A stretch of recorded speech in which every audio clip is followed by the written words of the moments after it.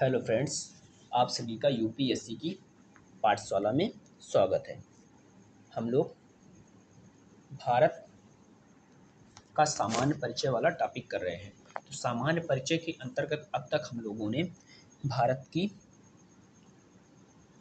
मानचित्र पर अवस्थिति को देख चुके हैं। फिर इसके बाद हम लोगों ने मानचित्र की अवस्थिति के अंतर्गत हम लोगों ने देखा था अक्षांशीय विस्तार एवं देशांतरीय विस्तार। साथ ही साथ हम लोगों ने देखा था कर्क रेखा के बारे में। कर्क रेखा भारत के कितने राज्यों से होकर गुजरती है? तो कर्क रेखा भारत के 8 राज्यों से होकर गुजरती है। गुजरात, राजस्थान, मध्य प्रदेश, छत्तीसगढ़, झारखंड, पश्चिम बंगाल, त्रिपुरा और मिजोरम। इसको हम लोगों ने देखा था। फिर इसके बाद हम लोगों ने देखा था भारत की जो प्रधान देशांतर रेखा है 82.5 देशांतर रेखा, उसको हम लोगों ने देखा था। जो प्रधान देशांतर रेखा है वो भारत के 5 राज्यों से होकर गुजरती है, जिनका उत्तर से दक्षिण क्रम है उत्तर प्रदेश, मध्य प्रदेश, छत्तीसगढ़, छत्तीसगढ़ के बाद उड़ीसा और आंध्र प्रदेश। तो ये हो गया पिछले टॉपिक के पिछले वीडियो के बारे में। तो इस वीडियो में हम लोग देखेंगे भारत का विस्तार। तो भारत का जो विस्तार है इसको हम लोग समझने की कोशिश करते हैं। तो भारत का सबसे पहले हम लोग क्षेत्रफल देखेंगे। तो जो भारत का क्षेत्रफल है वो है 32,87,263 किलोमीटर।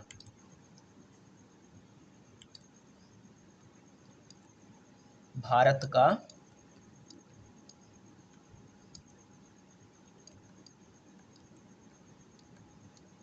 क्षेत्रफल, तो भारत का क्षेत्रफल कितना है? भारत का क्षेत्रफल है 32,87,263 वर्ग किलोमीटर। तो इसको लगभग लिखा जाता है 32.87 लाख वर्ग किलोमीटर या किलोमीटर स्क्वायर। ये जो भारत का क्षेत्रफल है ये पूरे भूमंडल का, अगर पूरे भूमंडल को शामिल किया जाए तो भूमंडल में जलमंडल और स्थलमंडल दोनों आते हैं। तो भूमंडल का, भारत का जो क्षेत्रफल है पूरे भूमंडल का है 0.57%। और यदि केवल स्थल मंडल को शामिल किया जाए, स्थल मंडल, तो स्थल मंडल को केवल यदि शामिल किया जाए तो भारत का क्षेत्रफल पूरे विश्व का क्षेत्रफल का है 2.43%। भारत जो है विश्व का 7वां बृहत्तम देश है। तो जिससे जो बड़े देश है, सबसे बड़ा देश है रूस, फिर कनाडा, फिर इसके बाद चीन, अमेरिका, ब्राज़ील, ऑस्ट्रेलिया, इसके बाद भारत का स्थान आता है।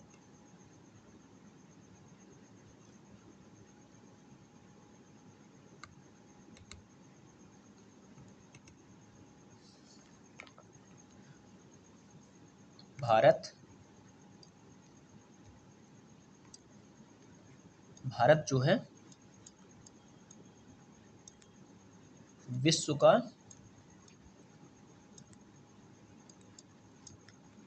7वां सबसे बड़ा देश है, बड़ा देश है। तो जिससे जो बड़े देश हैं वो है अमेरिका सबसे बड़ा है,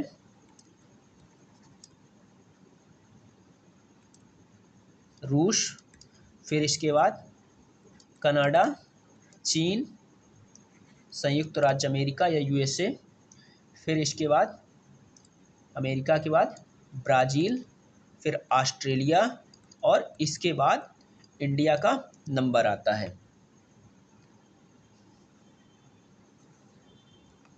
भारत की जो जनसंख्या है 2011 की जनगणना के आधार पर भारत की विश्व की कुल जनसंख्या है 17.5%। तो ये तो हो गया भारत के क्षेत्रफल से संबंधित जो महत्वपूर्ण तथ्य हैं उसके बारे में। अब हम लोग देखते हैं कि भारत की जो उत्तर दक्षिण विस्तार है उसको हम लोग की कोशिश करते हैं। तो भारत का जो उत्तर दक्षिण विस्तार है वो है, ये क्या है, ये है उत्तर और दक्षिण विस्तार। तो इसकी लंबाई है 3214 किलोमीटर। उत्तर दक्षिण विस्तार है 3214 किलोमीटर। और पूर्व पश्चिम जो विस्तार है, पूर्व पश्चिम विस्तार, ये है 2933 किलोमीटर। 2933 किलोमीटर। इसको भी राइट डाउन करते हैं।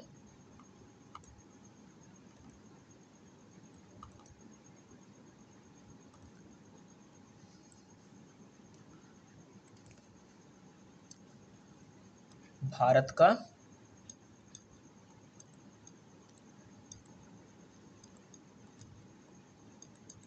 उत्तर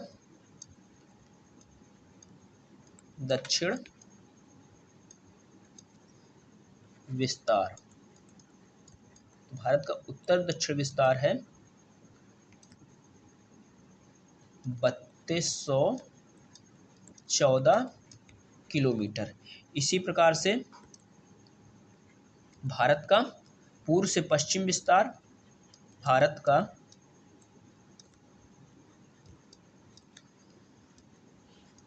पूर्व से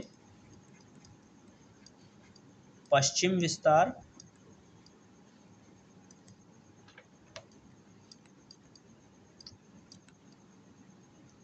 ये है 2933 किलोमीटर। तो ये तो हो गया विस्तार के बारे में। फिर से हम लोग भारत के मैप पर चलते हैं। अब हम लोग देखते हैं भारत के सबसे सुदूरस्थ बिंदु के बारे में हम लोग देखते हैं। तो भारत के जो सबसे सुदूरस्थ बिंदु हैं, तो सबसे पहले हम लोग देखेंगे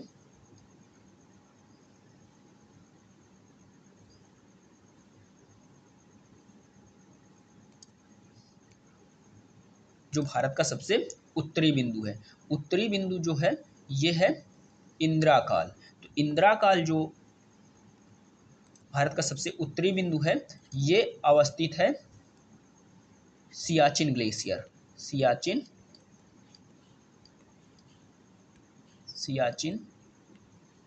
ग्लेशियर,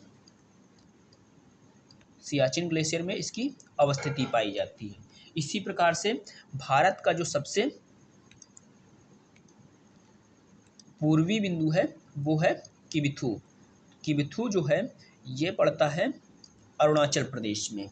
इसी प्रकार से भारत का जो सबसे पश्चिमी बिंदु है जो गुजरात प्रांत में पड़ता है, जिसे कहा जाता है गौरमाथा। तो गौरमाथा भारत का सबसे पश्चिमी सुदूरस्थ बिंदु है। इसी प्रकार से भारत का सबसे दक्षिणी बिंदु मुख्य स्थलीय भूमि का ये है कन्याकुमारी। तो कन्याकुमारी जो स्थल है ये भारत का सबसे दक्षिणी बिंदु है मुख्य स्थलीय भूमि का, जिसकी अवस्थिति तमिलनाडु राज्य में पाई जाती है। तथा जब इसमें द्वीपों को सम्मिलित कर लिया जाता है तो भारत का सबसे सुदूरस्थ दक्षिणी बिंदु हो जाता है इंदिरा पॉइंट। तो भारत का सबसे सुदूरस्थ दक्षिणी बिंदु है इंदिरा पॉइंट, जिसकी अवस्थिति अंडमान निकोबार द्वीप समूह में पाई जाती है। तो सबसे जो उत्तर वाले अंडमान निकोबार के द्वीप समूह हैं इन्हें कहा जाता है अंडमान, तथा जो दक्षिण वाले द्वीप हैं इन्हें कहा जाता है कार निकोबार।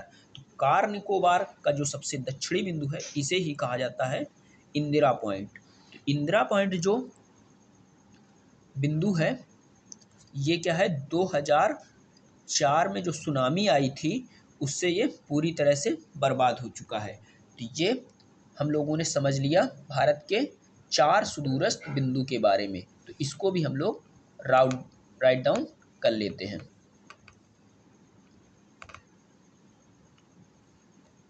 मेरे साथ आप लोग भी लिखिए।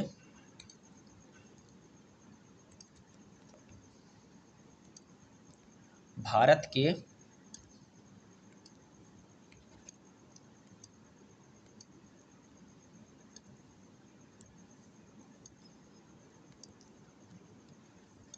के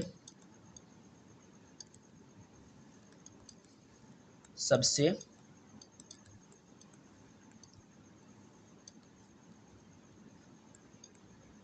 सुदूरस्थ बिंदु,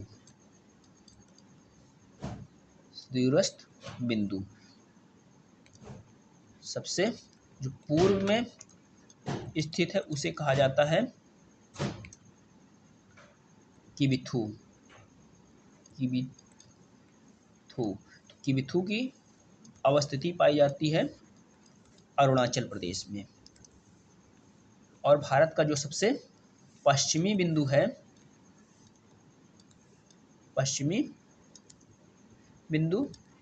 ये पड़ता है गुजरात में, तो जिसका नाम है गौर माथा, या इसे ही कहा जाता है गुहार मोती के नाम से भी इसे जाना जाता है, गौर माथा। तो ये पड़ता है गुजरात में। इसी प्रकार से भारत का सबसे उत्तरी बिंदु जो है वो है इंदिरा कॉल।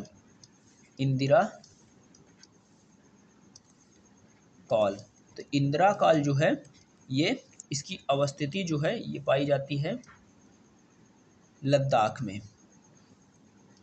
ये पहले क्या है, जम्मू कश्मीर का हिस्सा हुआ करता था, जिसे 2019 में 2 संघ शासित क्षेत्रों में विभाजित कर दिया गया है। तो इंदिरा काल की अवस्थिति सियाचिन ग्लेशियर में लद्दाख वाले क्षेत्र में पाई जाती है। इसी प्रकार से भारत का सबसे दक्षिणी बिंदु, तो दक्षिणी बिंदु में 2 बिंदु आते हैं।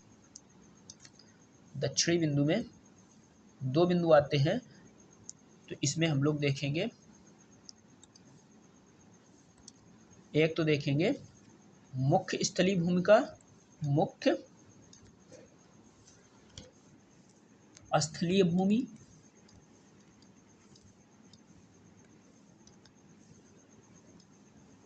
मुख्य स्थलीय भूमि का है कन्याकुमारी।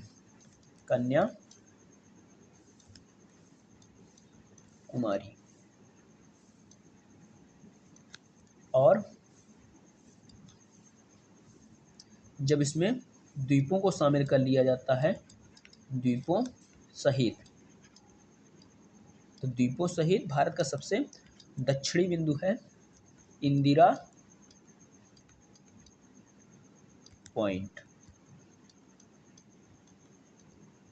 तो ये हो गया भारत की अवस्थिति एवं विस्तार वाला टॉपिक पूरा। तो नेक्स्ट वीडियो में हम लोग इंटर करेंगे भारत की अंतरराष्ट्रीय सीमा वाले टॉपिक में। तब हम लोगों का भारत का सामान्य परिचय का वाला जो टॉपिक है ये पूरा हो जाएगा। तो वीडियो अच्छा लगा हो तो वीडियो को लाइक करें, कमेंट करें तथा बेल आइकन को ज़रूर ही प्रेस कर लीजिए, जिससे कि सबसे पहले आपको नोटिफिकेशन मिल सके। आप सभी का बहुत बहुत धन्यवाद पूरा वीडियो देखने के लिए। Thank you.